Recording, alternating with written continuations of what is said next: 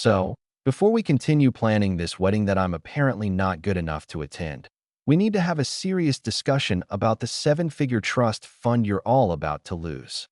The silence in that ridiculously overpriced restaurant was absolute. You could have heard a pin drop on the plush carpet. My son, Leo, just froze, his fork halfway to his mouth. His fiancée, Tiffany, looked like she'd seen a ghost. And her parents, Richard and Elizabeth, the two people who had spent the last 6 months treating me like something they'd scraped off the bottom of their Louboutins, just stared at me with their mouths hanging open. The look on Richard's face was particularly satisfying. It was the same expression a bulldog has right after it's run headfirst into a brick wall. I let the silence hang in the air for a moment longer, savoring it like the ridiculously expensive wine they'd ordered.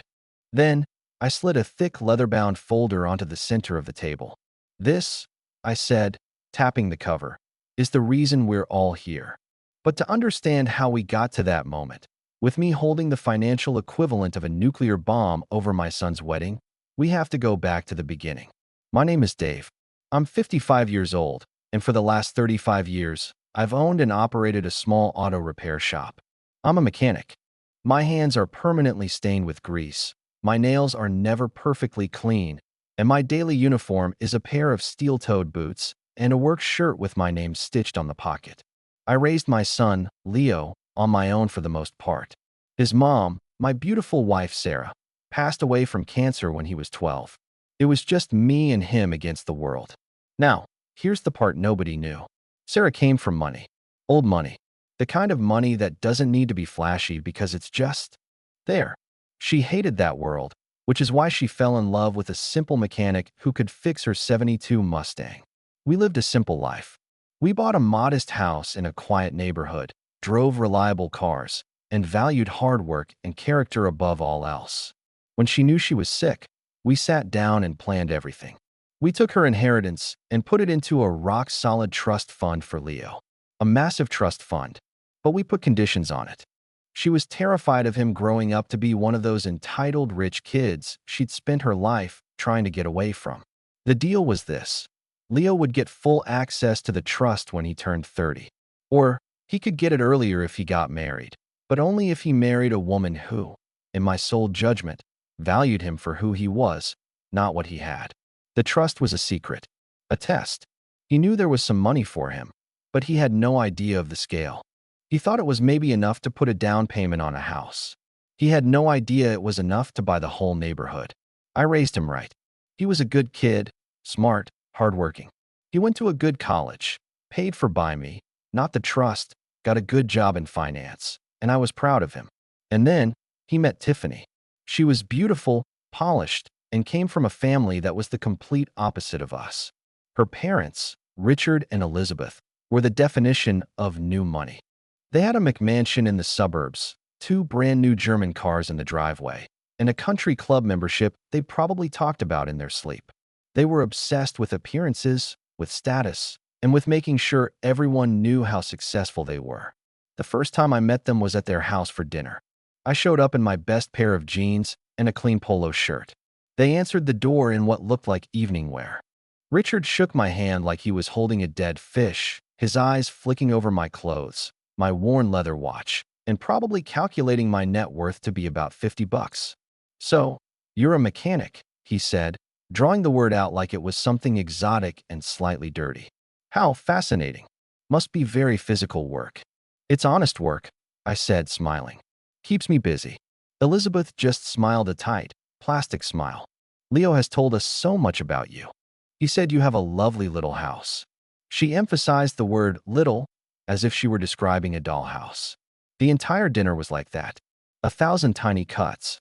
They asked me what car I drove, and when I said a 10-year-old Ford pickup, Richard chuckled and said, "A real workhorse for a working man." They talked about their upcoming trip to Monaco, the new yacht their friend just bought, and the outrageous cost of redecorating their winter home in Aspen. I just sat there, eating my perfectly cooked but tasteless salmon, and watched my son. He was nervous, laughing a little too loudly at Richard's terrible jokes, trying so hard to bridge the gap between their world and mine. He didn't see the condescension. Or maybe he just didn't want to. That was the first red flag. The second came when they started planning the wedding. And when I say they, I mean Elizabeth and Tiffany. Leo and I were just accessories they had to occasionally consult. They announced they had booked a venue. It was some historic estate that cost more for one night than my house was worth. I called Leo. Son, this is a lot. I'm happy to contribute. You know that. I've got some money saved up. Oh, that's okay, Dad, he said quickly. Richard and Elizabeth are insisting on handling it.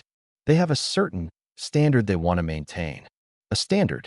That's what he called it. A few days later, Elizabeth called me. Her voice was syrupy sweet. Dave, darling, we were thinking, since you're so good with your hands, and you're not contributing financially, perhaps you could build the wedding arch for us? A little rustic, handmade touch. It would be so personal. I almost laughed. They didn't want my money, which they assumed was a few $1,000s I'd scraped together. But they were happy to have me as unpaid labor. Elizabeth, I said calmly, I'm a mechanic. I fix transmissions. I don't do arts and crafts.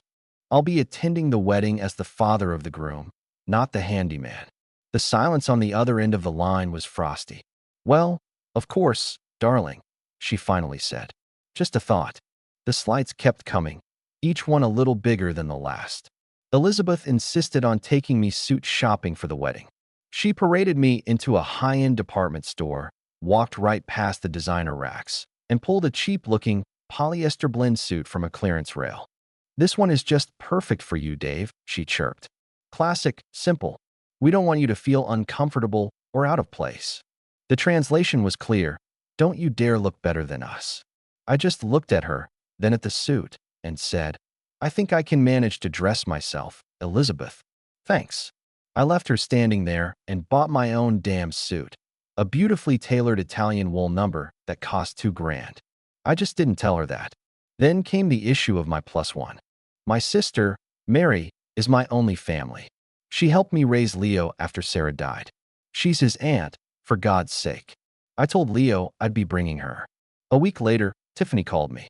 Hi, Dave, she said, her voice strained. We're having a little issue with the guest list. It's just so tight, and my parents are firm on this. We have to limit it to the absolute immediate family. So, unfortunately, we just can't accommodate Aunt Mary. You're telling me the groom's aunt isn't immediate family? I asked, my voice dangerously quiet. Well, not to my side, she stammered. And my parents are the ones paying, so they get final say. I'm so sorry. I found out a week later from Leo, who let it slip in conversation, that they had invited Tiffany's third cousin and her entire family, plus a handful of Richard's business associates. My sister, who was more of a mother to him than anyone else for years, was cut to make room for some guy Richard wanted to impress. My blood began to boil. I was starting to see that this wasn't just about snobbery. This was a systematic attempt to erase me, my family, and my simple background from the picture. But the final straw, the one that broke the camel's back and unleashed the beast, came 2 weeks before the wedding. It was a phone call from Tiffany. Dave, she began, and I could hear the fake nervousness in her voice. My mom and I were just going over the seating arrangements for the reception, and you know, the head table is going to be quite crowded. I knew where this was going. Just spit it out, Tiffany. She took a deep breath. We just feel, and my parents are very strong on this, that it might be less awkward for everyone if you didn't sit at the head table. We've got a lovely little table for you near the back with some of my parents' older colleagues. You'll have a much better time there. I was silent. I was waiting for the other shoe to drop. And another thing, she continued, her voice getting smaller. The reception it's a very exclusive, very high-profile event. My father has invited some very important clients. And we were all thinking, maybe it would just be best for you if you just came to the ceremony. You know, to see us get married. And then you could slip out before the reception starts. We just don't want you to feel uncomfortable being in a room full of people you don't know, from a different world. A different world. She said it. She actually said it. The rage that hit me was cold and sharp. But it wasn't her that I was most angry at. Is Leo there with you? I asked, my voice flat. Yes, he's right here, she said, sounding relieved that I wasn't screaming. Put him on the phone. There was a pause, And then my son's voice. Hey, Dad, you heard all that? Yeah, Dad, I did. And I waited. I prayed. I begged him in my mind to say something, anything, to stand up for me, to tell them where they could stick their seating chart and their exclusive reception. What he said next broke my heart into a million pieces. Dad, they're just trying to make sure the day is perfect. It's a lot of pressure. Maybe it would be easier for you. You don't like big crowds anyway. That was it. The knife was in, and he had just twisted it. My own son. The boy I taught to ride a bike. The boy I stayed up with when he was sick. The boy whose mother had loved him more than life itself. He was selling me out for a wedding reception, for the approval of these vapid, materialistic snobs. In that moment, something inside me shifted. The hurt solidified into a cold, hard resolve. Sarah's voice echoed in my head. From that day, we signed the trust papers. Make sure he deserves it, Dave. Make sure he understands what's really important. He didn't. And I was about to give him the lesson of a lifetime. You know what, son? You're right, I said, my voice eerily calm. I wouldn't want to make anyone uncomfortable. Let's all have dinner next week. My treat. We need to clear the air before the big day. Really, Dad? That's great, he said, relieved. Oh yeah, I said. It's going to be a night to remember. Which brings us back to the restaurant. I let them order the most expensive things on the menu. I let Richard drone on about his golf game and Elizabeth complain about the florist. I let them feel like they had won, like the poor, simple mechanic had finally been put in his place.